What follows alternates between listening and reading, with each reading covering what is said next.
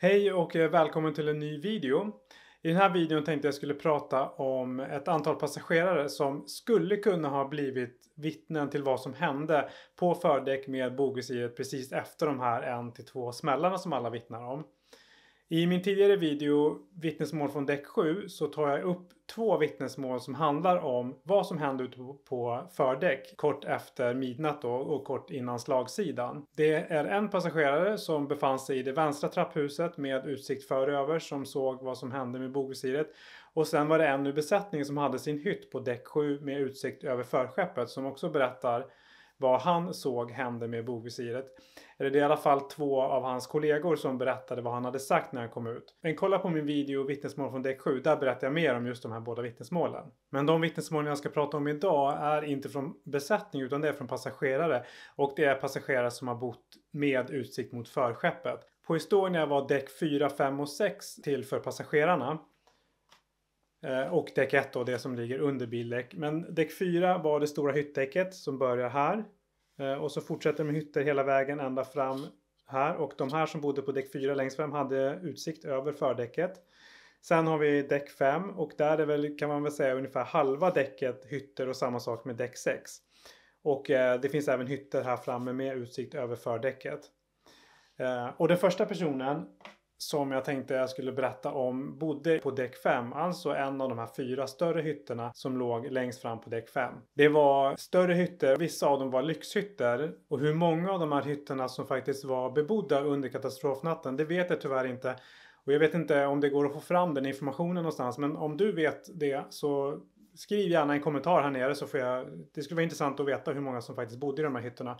Det var totalt 12 stycken hytter på 3 olika däck. Däck 4, däck 5 och däck 6. Längst ut på däck 5, där bodde en kvinna och hennes man. Och ungefär vid klockan 23 så börjar kvinnan känna sig lite sjösjuk och tänker att det är dags att gå och lägga sig. Så hon går och lägger sig, men när klockan är strax efter midnatt eller strax efter 01 då, estnisk tid, så vaknar hon av hårda ljud. Hon beskriver det som att det var några stålplåtar som dunkade och slog. Och hon vaknar till och hennes man vaknar också till och han säger någonting i stil med att det finns mycket skrot på ett fartyg som kan komma i rörelse och åstadkomma de här ljuden. Och kort efter att hon har hört de här ljuden tippar fartyget över åt höger sida då. De beger sig ut ur hytten på en gång och upp mot övre däck då.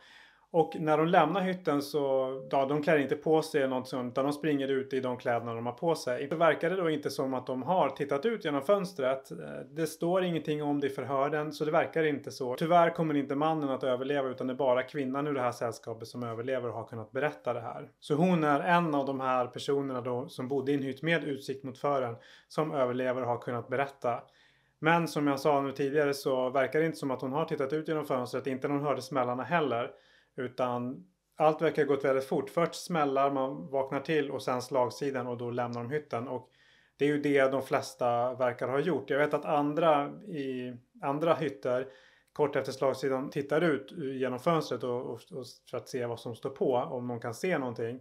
Och en del säger då att de kan se vattenytan ganska nära fönstret och så vidare. Men många har ju egentligen bara sprungit ut, lämnat hytten och tagit sig upp på däck. Och det är ju tur att de gjorde det, för att det var ju de som reagerade snabbast, det var de som hade störst chans att ta sig ur fartyget i alla fall innan slagsidan blev för stor. Det finns faktiskt ett sällskap till som hade hytt med fönster ut mot fördäcket. Och den hytten var belägen på däck 6. Och i den hytten bodde i alla fall 2 vuxna och 1 barn. Och deras vittnesmål låter ungefär likadant som kvinnan som bodde en våning under. De vaknar till vid de här kraftiga smällarna och beger sig ut och de lämnar hytten. Men i det förhöret så nämner de faktiskt ett fönster och de säger att när de tittade på fönstret så kunde de se att fartyget hade en kraftig slagsida. Men de säger inte att de tittade ut genom fönstret, och de nämner inte vad som fanns utanför fönstret. Så möjligen att de bara kastade en snabb blick och sen så lämnar de hytten. Och alla de här 3 personerna överlevde som tur var. Det är alltså bara dessa personer som överlevde som bodde i en hytt med utsikt mot fördäcket.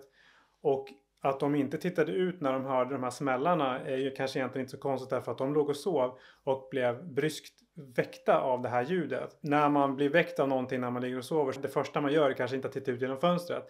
Och när det dessutom uppstår en slagsida mer eller mindre nästan omedelbart efter de här smällarna, så får man ju annat att tänka på och beger sig ut. I deras vittnesmål så förstår man verkligen hur snabbt allt det här gick egentligen. Hur snabbt det gick från smällar till slagsida tills att man var tvungen att bege sig ut för att kunna ha en chans att överleva. Som jag sa tidigare så vet jag inte hur många av de här hytterna som var bebodda under katastrofnatten. Men det är möjligt att det fanns andra passagerare som faktiskt vaknade in tidigare och tittade ut genom fönstret och såg vad som hade hänt, men sen tyvärr inte lyckades överleva. Anledningen till att jag började titta på de här vittnesmålen, det var för att jag läste ett dokument på Riksarkivet som var skrivet av Bengt Schager som var psykolog vid den svenska delen av haverikommissionen. Och han har skrivit ihop en längre sammanhängande text då, där han har analyserat vittnesmålen och skrivit ungefär kan man säga en sammanfattning av händelseförloppet som vittnena beskriver det. Och då skriver han på ett ställe faktiskt att flera vittnar om att bogvisiret sitter kvar när de kommer ut. Och då tänkte jag att vilka skulle kunna ha sett att bogvisiret var kvar när slagsidan uppstod. Och då tittade jag på de här vittnesmålen. Vad fanns det från de hytter som låg fram mot fören? Och då hittade jag de här två. Jag hade läst dem tidigare men det var ganska länge sedan så jag tänkte att jag skulle läsa dem en gång till. Och det här var de två vittnesmål som jag hittade. Och ingen av dem säger ju att de har tittat ut och sett att bogvisiret var kvar. Men de har inte tittat ut alls och de kan inte heller säga att bogvisiret var borta. Men det var anledningen till att jag tittade på just de här vittnesmålen. Jag tänkte att jag kan göra en video om de här. Så det var det jag tänkte jag skulle gå igenom idag. Alltså de här vittnesmålen från hytterna i fören. De som hade möjlighet att se någonting av bogvisiret men inte verkade ha gjort det. Skulle det vara intressant att jag tog upp den här sammanfattningen som Bengt Schager gjorde. Den som finns på Riksarkivet. Så skriv en kommentar här under om du tycker jag ska ta upp det. Annars så tackar jag för mig den här gången. Tack för att du har tittat. Så hörs vi i nästa video igen. Ha det så bra. Hej då.